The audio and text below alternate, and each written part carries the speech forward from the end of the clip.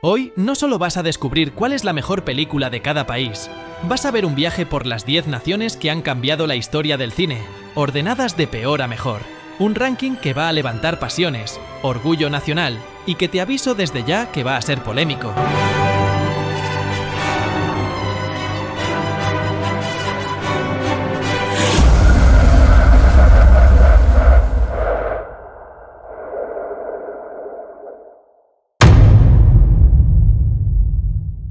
Suecia tuvo grandes películas, pero casi toda su huella en la historia del cine la dejó un solo hombre, Ingmar Bergman. Bergman cambió el cine desde el silencio hasta la introspección más profunda. Su sello es la angustia existencial, el alma humana enfrentada a lo eterno. Un cine desnudo, filosófico y emocional. Las grandes obras del cine sueco son, como no, de Ingmar Bergman. El séptimo sello, con su duelo con la muerte, y Fresas salvajes, una travesía nostálgica por la memoria y el remordimiento. Dos pilares del cine existencial europeo. Pero hay una que trascendió barreras y fronteras, siendo una de las mejores de todos los tiempos.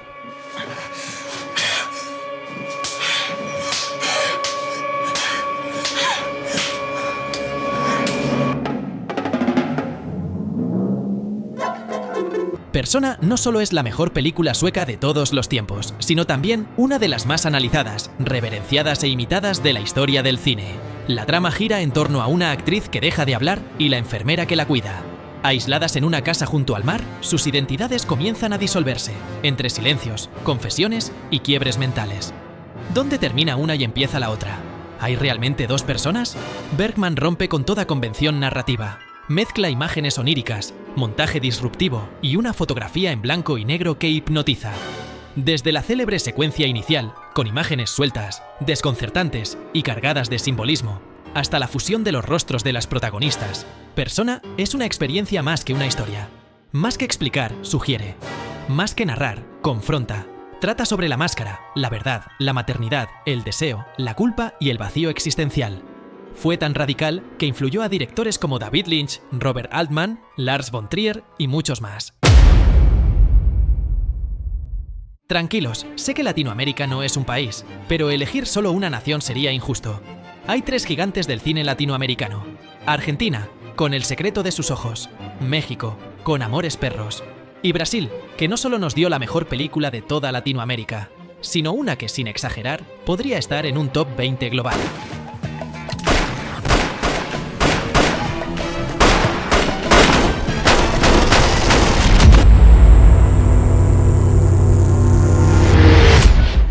En las favelas de Río de Janeiro, crecer significa sobrevivir.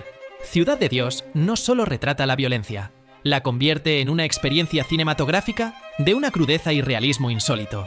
Desde los primeros minutos, sabes que estás entrando en un mundo despiadado. La cámara se mueve con un frenesí controlado, casi como si estuviera corriendo por su vida. Y en el centro, un niño con una cámara de fotos intentando escapar del crimen con un arma diferente: la memoria. Basada en hechos reales, sigue a Buscapé, un joven que sueña con ser fotógrafo mientras a su alrededor crecen el narcotráfico, la guerra de pandillas y el colapso del tejido social. Con un elenco casi íntegramente formado por actores no profesionales, Ciudad de Dios logra una autenticidad casi documental sin caer en el morbo fácil. La cámara en mano, los cortes veloces y el uso del tiempo no lineal dan forma a un relato envolvente y demoledor. La película no solo marcó un antes y un después en el cine, sino que también proyectó la cruda realidad brasileña al mundo. Una obra maestra violenta, hermosa y brutalmente real. Llegamos ahora a mi país. El cine español ha oscilado entre la sátira negra, el realismo social y la experimentación formal. Pero por encima de todo, ha sido una voz irreverente, atrevida y profundamente crítica. Los mejores directores españoles son Luis Buñuel, Luis García Berlanga y Pedro Almodóvar. 3 estilos, 3 épocas y 3 formas de sacudir al cine. Viridiana escandalizó al franquismo con su visión sacrílega, irreverente y brutalmente crítica del catolicismo y la hipocresía moral. Tesis, de Amenábar, revolucionó el thriller español con una propuesta provocadora, inteligente y sorprendentemente comercial. Pero si hay una película que resume como ninguna otra la sátira, la crítica social y la genialidad del cine español, esa es El verdugo. En 1963, cuando España seguía bajo dictadura, Berlanga hizo algo impensable: una comedia negra sobre la pena de muerte. El Verdugo cuenta la historia de José Luis, un joven que trabaja en una funeraria y por una mezcla de presión social, conveniencia y manipulación emocional, acaba aceptando un trabajo como verdugo, aunque no cree en la pena capital. Disfrazada de humor absurdo y costumbrista, la película es en realidad una crítica feroz al franquismo, a la burocracia, a la cobardía institucional y a la hipocresía moral de una sociedad que normaliza lo inaceptable. A medida que avanza la historia, la tensión crece de forma casi imperceptible, hasta llegar a un clímax, que es uno de los más escalofriantes del cine español. Y no por lo que muestra, sino por cómo lo muestra, como si fuera simplemente otro trámite. Rodada con una precisión quirúrgica, escrita con un cinismo brillante y actuada con una naturalidad desconcertante, El Verdugo no solo es una de las grandes películas de nuestro cine, es una obra maestra universal sobre el miedo, la obediencia y el precio de no atreverse a decir no. Alemania tiene uno de los recorridos más intensos del cine mundial, del expresionismo de los años 20, que definió el lenguaje visual del cine moderno, a la propaganda nazi. Su cine siempre ha sido reflejo, conflicto y redención. Murnau y Fritz Lang no solo fueron pioneros alemanes, fueron padres del cine tal y como lo conocemos. Metrópolis, de Lang, anticipó el futuro con una ambición descomunal. La vida de los otros retrató el alma vigilada de la Alemania, dividida con una humanidad desarmante. Pero por encima de todas, está una película que lo trasciende todo. Una de las más bellas, melancólicas y puras de toda la historia del cine.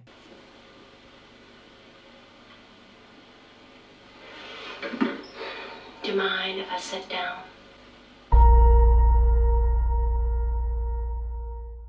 Puede parecer paradójico que la mejor película alemana esté rodada en Estados Unidos y hablada en inglés. Pero Paris, Texas, de Wim Wenders, es alemana en su alma. Nacida del cine melancólico y existencial del nuevo cine alemán, la película se sumerge en las heridas de la identidad, la soledad y la redención. Tras décadas de cine silenciado por el nazismo y la posguerra, una nueva generación de cineastas alemanes resucitó el cine como espacio de reflexión.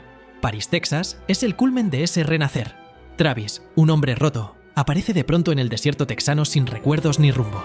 A través de un viaje por moteles, carreteras vacías y heridas abiertas, intenta reconectar con su hijo y con la mujer que amó y perdió. La fotografía es única, perfecta, y envuelve cada plano en una belleza devastadora. La guitarra dolida de Ray Cooder actúa como voz del alma, y en el clímax, una cabina de Peep Show, dos personas se enfrentan sin tocarse, separados por un cristal, en una de las escenas más dolorosas jamás filmadas. Paris, Texas no es solo la mejor película del cine alemán, es una de las cimas absolutas del cine universal, una obra que te rompe con suavidad, que no necesita gritar para doler, que habla del amor perdido, del perdón y de la esperanza, y que, una vez la ves, nunca se va de ti. En solo 2 décadas, Corea del Sur se ha convertido en uno de los titanes del cine mundial. Con un estilo visual único, revolucionario y una fusión de géneros brutal e impredecible, su cine no se parece a nada. Bong Joon-ho y Park Chan-wook son los pilares de esta revolución cinematográfica. Parásitos ganó todos los premios y sacudió el sistema. I Saw the Devil llevó el thriller y la venganza al límite de la violencia, la moral y la locura.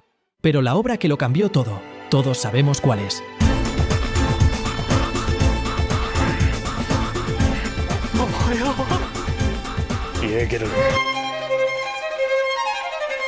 En 2003, Park Chan-wook fusionó tragedia griega, cómic y brutalidad asiática en una historia que dejó al mundo sin aliento. Un hombre, Oh Dae-soo, es secuestrado y encerrado durante 15 años sin explicación. Cuando lo liberan, solo le queda una misión: descubrir quién lo hizo y por qué. Lo que sigue es una espiral de venganza, locura y revelaciones devastadoras. Oldboy no solo te impacta por su violencia estilizada o su atmósfera hipnótica, te atrapa por la forma en que el dolor, el odio y la culpa se transforman en poesía visual. La mítica escena del pasillo, rodada en un solo plano con un martillo, es historia del cine, pero el golpe más duro no es físico, es emocional. El final es el mayor giro de guión de todos los tiempos. Te obliga a repensar toda la historia y a cuestionar tus propios límites como espectador. Nada vuelve a ser igual después de verla. Oldboy no solo impulsó el cine surcoreano, lo catapultó al Olimpo y convirtió a Corea en el país más emocionante del cine actual. El cine británico ha sido elegante, subversivo, radical y refinado. De Shakespeare a la sátira política, de los Ealing Studios al punk visual de Danny Boyle. Ha tocado todos los registros con maestría. Alfred Hitchcock, David Lean y Stanley Kubrick son nombres eternos en su historia. Lawrence de Arabia, la épica más monumental jamás filmada. El tercer hombre, cine negro europeo en estado puro, con una de las mejores escenas finales del siglo. Pero hay una película británica que rompió todas las reglas del cine, de la moral y de la sociedad.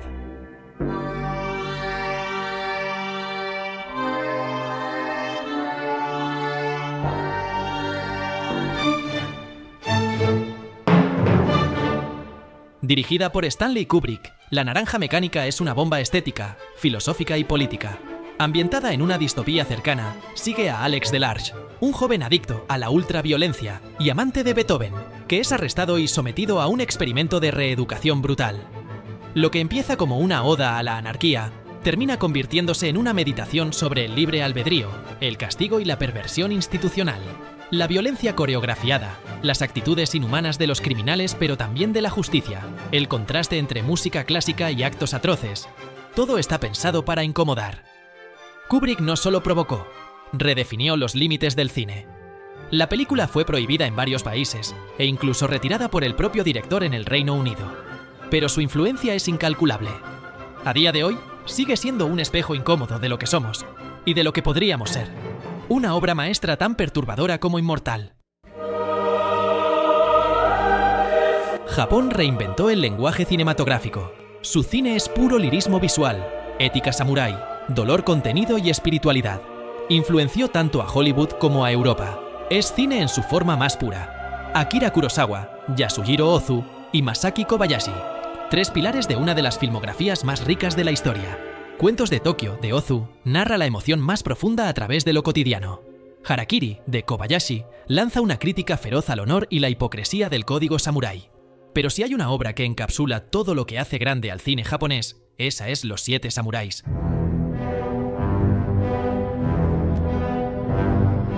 Dirigida por Akira Kurosawa en 1954, es más que una película.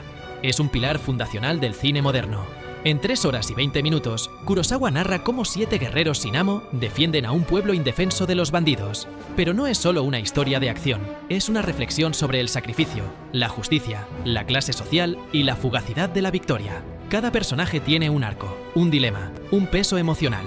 La puesta en escena, con planos amplios, uso del clima y montaje paralelo revolucionario, fue imitada por generaciones. Los Siete Samuráis no solo inspiró a Los Siete Magníficos o Star Wars, cambió para siempre cómo se graban las escenas de acción, cómo se construye un equipo y cómo el cine puede ser épico y profundamente humano. Es, simplemente, una de las cumbres absolutas del cine mundial. Italia cambió la historia del cine con el neorrealismo. Películas humanas, rodadas en la calle, con actores no profesionales y una sensibilidad que influenció a todo el mundo. Fue la conciencia del cine. Federico Fellini, Vittorio De Sica y Sergio Leone. 3 genios que redefinieron la poesía, el compromiso social y el espectáculo. Sergio Leone, con El bueno, el feo y el malo, y Hasta que llegó su hora, llevó el western a un nivel mítico. Cinema Paradiso, de Tornatore, es un canto de amor al cine, la nostalgia y la infancia perdida. Pero si hay una obra que define el alma del cine italiano, esa es La Dolce Vita, de Federico Fellini. Estrenada en 1960, fue una revolución visual, temática y espiritual. Sigue a Marcello, un periodista que deambula por una Roma nocturna y brillante, repleta de excesos, falsedad y soledad. Más que una historia con trama clásica, La Dolce Vita es un descenso en espiral hacia el vacío existencial. Cada secuencia es icónica, desde Anita Ekberg en la Fontana di Trevi hasta la playa final, donde una criatura marina podrida aparece como símbolo del colapso moral. Fellini combina el realismo con lo onírico, la sátira con la tristeza, y con una puesta en escena que parece coreografiada, retrata el fin de una era, la muerte del idealismo, y el inicio de una sociedad entregada a la imagen y al placer vacío. La Dolce Vita no solo cambió el cine, cambió la forma en que el cine podía mirar a la vida misma. Y hoy, más de 60 años después, su mensaje hace más falta que nunca, porque seguimos persiguiendo fama, placer y apariencias. Pura superficialidad y ego, como si ahí estuviera el sentido. Pero al final, como Marcello, solo encontramos ruido y silencio. Francia inventó el cine, y lo reinventó más de una vez. Desde la creación con los Lumière hasta la revolución con la Nouvelle Vague, su cine ha sido vanguardia, arte, protesta y pura emoción. Entre sus mejores obras están Amélie, una fábula moderna que conquistó al mundo con su estilo único; La Haine, un grito social filmado con rabia y belleza en blanco y negro. Pero si hay una película que lo resume todo, la mirada crítica, la sensibilidad artística, la rebeldía y la ternura, es Los 400 golpes. En 1959, un joven crítico de cine llamado François Truffaut agarró una cámara, se la echó al hombro y con Los 400 golpes le disparó al corazón del cine. Desde ese día, nadie volvió a mirar igual a la infancia. Antoine Doinel no es un niño rebelde, es un niño solo, incomprendido, empujado a las esquinas del mundo por padres ausentes, profesores hostiles y una sociedad que no sabe qué hacer con él. No es malo, solo está atrapado en un lugar donde ser bueno no sirve de nada. Truffaut no busca lágrimas fáciles, lo que muestra duele porque es real. Calles de verdad, luz natural, cámara en mano. El academicismo francés se desmoronó en cuanto la película empezó a correr. Así nació la Nouvelle Vague, un cine hecho con rabia, libertad y ternura. Y Los 400 golpes fue su estallido. El plano final, ese niño corriendo hasta el mar, huyendo de todo, congelado al mirar a cámara, es más que un final. Es un puñetazo poético, el grito congelado de una generación sin voz, y uno de los momentos más inolvidables de la historia del cine. Y por último, el país que nadie discute, el que no necesita presentación. Ha dominado el cine durante más de un siglo. Ha creado los mitos, las estrellas, las historias que cambiaron el mundo. Y ha producido sin discusión las mejores películas de la historia. Todos sabéis de quién hablo. Durante más de un siglo, Estados Unidos ha sido el epicentro del cine mundial. Desde Orson Welles y John Ford, Martin Scorsese y Francis Ford Coppola, hasta Quentin Tarantino y Paul Thomas Anderson. Ciudadano Kane es con diferencia la película más revolucionaria de toda la historia. Pulp Fiction reinventó el lenguaje del cine en los 90. Podría seguir nombrando cientos, pero mejor vayamos directos a la que no solo es la mejor película estadounidense, sino que es la mejor película de todos los tiempos.